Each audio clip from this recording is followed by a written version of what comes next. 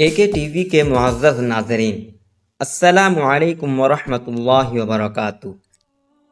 ناظرین کرام، اکثر مورخین حضرات نے شداد کا ذکر بھی حضرت ہود علیہ السلام کے ذکر کے ساتھ کیا ہے، چونکہ وہ بھی قوم عاد میں سے تھا اور قوم عاد ہی کی طرف حضرت ہود علیہ السلام کو بھیجا گیا تھا۔ اس کے قصے کو قصص الانبیاء میں اس سبب بیان کیا گیا کہ اہل ایمان کو عبرت حاصل ہو اور اللہ پاک کی قدرتوں پر یقین واثق ہو۔ عاد کے دو بیٹے تھے، شدید اور شداد، دونوں بادشاہ تھے۔ شدید تو تقریباً 700 برس تک بادشاہی کر کے مر گیا اور اس کے بعد شداد ملعون بادشاہ ہوا۔ جہاں تک اس کی بادشاہت تھی اسی کا حکم چلتا تھا، اس کو صرف حکومت سے غرض تھی اور وہ اس میں ہی خوش تھا۔ اس کے ماننے والے اگرچہ کفر و شرک میں مبتلا تھے، لیکن اس کے عدل کی وجہ سے شیر اور بکری ایک ہی گھاٹ میں پانی پیتے تھے۔ اس کے انصاف کا ایک قصہ ہے کہ دو شخص اس کے محکمہ عدالت میں آئے اور اپنے عجیب احوال سنائے۔ ایک شخص بولا، میں نے اس سے زمین خریدی ہے اور پوری قیمت دے کر اس پر قبضہ کیا، اب اس زمین میں سے خزانہ ملا ہے، وہ میں اس کو دیتا ہوں اور یہ نہیں لیتا۔ کہتا ہے کہ میں نے زمین بیچی ہے، اب وہ خزانہ نہیں لے سکتا اور میں بھی وہ خزانہ نہیں لے سکتا، کیونکہ میں نے زمین خریدی ہے نہ کہ خزانہ۔ حاکم نے پوچھا، کیا تم دونوں کی کوئی اولاد ہے؟ وہ بولے کہ ہاں، ایک کا بیٹا اور ایک کی بیٹی ہے۔ حکم کیا، دونوں کی شادی کر دو اور یہ خزانہ ان کو دے دو، یا اس کے 2 حصے کر کے آدھا آدھا لے لو۔ ایسے انصاف سے اس نے اپنے تئیں دنیا میں نیک نام کیا۔ جب حضرت ہود علیہ السلام کو اس کی ہدایت کے لیے اور ایمان کی دعوت کے لیے بھیجا گیا تو انہوں نے بہت کوشش کی اور اس کو حق کی دعوت دیتے رہے، لیکن وہ ایمان نہ لایا اور کافر و مشرک مرا۔ حضرت ہود علیہ السلام نے جب اس کو ایمان کی دعوت دی تو وہ کہنے لگا کہ اگر میں تمہارا دین قبول کر لوں تو مجھے اس کا کیا فائدہ ہوگا؟ حضرت ہود علیہ السلام نے فرمایا کہ اس کے عوض اللہ پاک تجھے بہشت عنایت کرے گا اور تجھ پر اپنا فضل و مہربانی اور رحمت فرمائے گا، اور اس طرح بہت سی اچھی باتیں بتائیں جو آخرت میں اس کے واسطے نجات کا سبب بن سکتی تھیں۔ لیکن اس ملعون پر ان بھلی باتوں کا کچھ اثر نہ ہوا اور کہنے لگا کہ تو مجھے بہشت کی بہت لالچ دلاتا ہے اور صفات بیان کرتا ہے، میں بھی اس دنیا میں اس جیسی ایک بہشت بناؤں گا اور دن رات عیش و عشرت کروں گا، مجھے تیرے خدا کی بہشت کی کچھ حاجت نہیں۔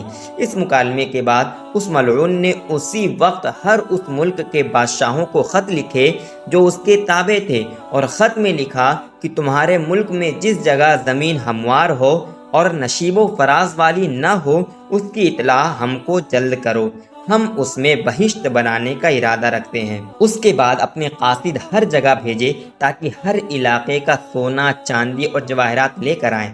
یہ بھی کہا کہ جتنے بھی مشک و عنبر ہاتھ آئیں وہ بھی لیتے آئیں۔ کہا جاتا ہے کہ اس وقت شداد کے زیر حکم بہت سے ملک اور بڑے بڑے شہر تھے۔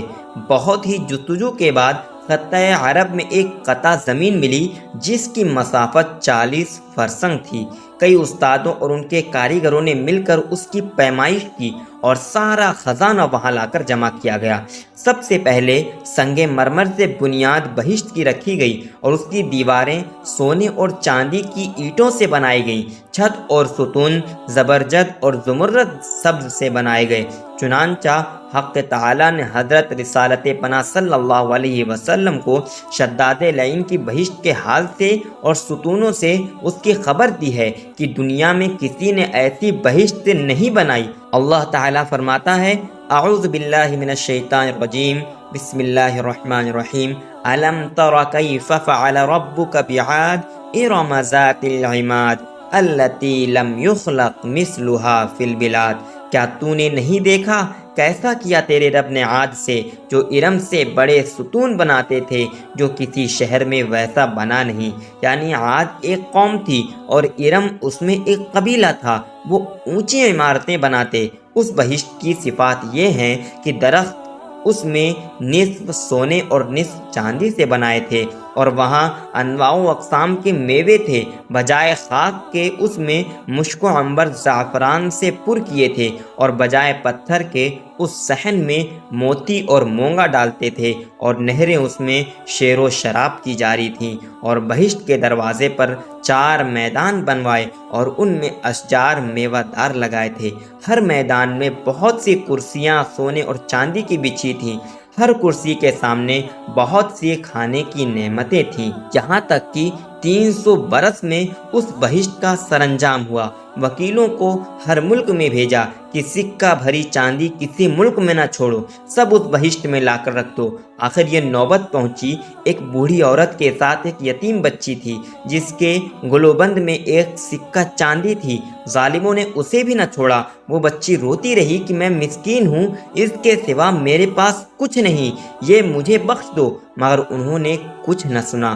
تب اس نے بارگاہ الہی میں فریاد کی اور اس ظالم کے شر سے پناہ مانگی، اور کہا کہ اے مالک، اس کا انصاف کر، اور اس کے پروردگار نے دعا قبول فرمائی۔ مصداق اس حدیث کے نبی کریم صلی اللہ علیہ وسلم نے فرمایا، پرہیز کرو مظلوم کی بد دعا سے، بے شک وہ مقبول ہوتی ہے۔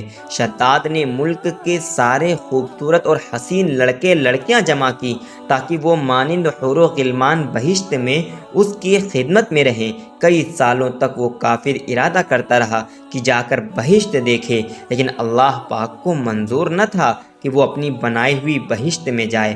ایک روز کمال خواہش سے 200 غلام ساتھ لے کر بہشت دیکھنے گیا۔ جب وہ بہشت کے نزدیک پہنچا تو اس نے اپنے غلاموں کو چاروں میدانوں میں بھیجا، اور ایک غلام کے ساتھ بہشت میں داخل ہونے لگا تھا کہ بہشت کے دروازے پر ایک شخص کو کھڑا ہوا دیکھا۔ اس سے پوچھا، تو کون ہے؟ اس نے کہا، میں ملک الموت ہوں۔ شداد نے پوچھا، تو یہاں کیوں آیا ہے؟ ملک الموت نے جواب دیا کہ میں تیری جان قبض کرنے آیا ہوں۔ شداد بولا، مجھے ذرا مہلت دے دو تاکہ میں اپنی بنوائی ہوئی بہشت کو دیکھ لوں۔ ملک الموت نے کہا کہ خدا کا حکم نہیں ہے کہ تو اسے دیکھے، کیونکہ تو دوزخ کا حقدار ہے اور وہیں جائے گا۔ تب اسی حالت میں کہ اس کا ایک پاؤں گھوڑے کی رکاب پر تھا اور دوسرا بہشت کے دروازے پر، اور اس کی جان قبض کر لی گئی، اور وہ مردود بہشت نادیدہ دوزخی ہوا۔ ایک فرشتے نے آسمان سے ایسی سخت آواز کی کہ اس کے سب ساتھی ہلاک ہو گئے اور وہ سب دوزخی ہو گئے۔ اس کی بہشت کو زمین کے نیچے دبا دیا کہ قیامت تک اس کا کچھ اثر باقی نہ رہے۔ بعد میں اللہ پاک نے حضرت صالح علیہ السلام کو قوم سمود کی طرف رسول بنا کر بھیجا۔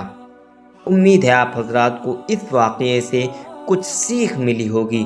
ملتے ہیں اگلی ویڈیو میں، تب تک کے لیے السلام علیکم ورحمۃ اللہ وبرکاتہ۔